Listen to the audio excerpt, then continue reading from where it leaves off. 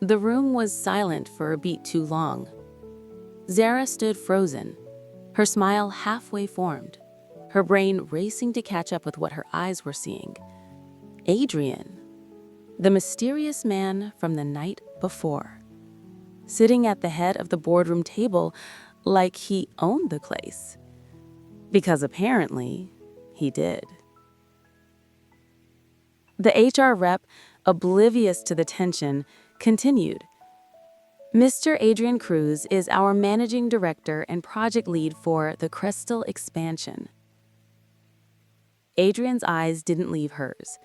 No smirk, no polite smile, just that unreadable look, the kind that made you feel like you were being studied under a microscope. Zara quickly recovered, muttered a greeting, and took the empty seat at the far end of the table, pretending not to notice how his gaze lingered a second longer than necessary. The meeting was a blur. Terms flew over her head, projections, stakeholders, timelines, but all Zara could feel was the weight of Adrian's presence. When it ended, he stood and spoke to the group. I'd like Zara to shadow me this quarter.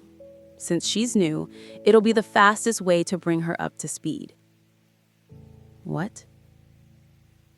Zara blinked. Was he serious? The others nodded, already gathering their things. Before she could protest, Adrian was by her side. My office, 10 minutes. Then he walked off. Zara stood awkwardly in his office, which was more like a luxury suite than a workspace. Floor-to-ceiling windows, minimalist decor, and shelves lined with architecture books. He didn't look up right away, just typed something on his laptop. The silence stretched until she couldn't take it anymore. So, shadowing you, is that necessary or just your way of... I don't mix personal moments with work. You were just a stranger on the street yesterday. Today, you're my assistant coordinator. Let's keep it that way. Zara blinked, a little thrown by his coldness. Fine. Then let's work. He studied her for a moment. Good. But as she turned to leave, his eyes briefly dropped to her hand, the one that had touched his the night before.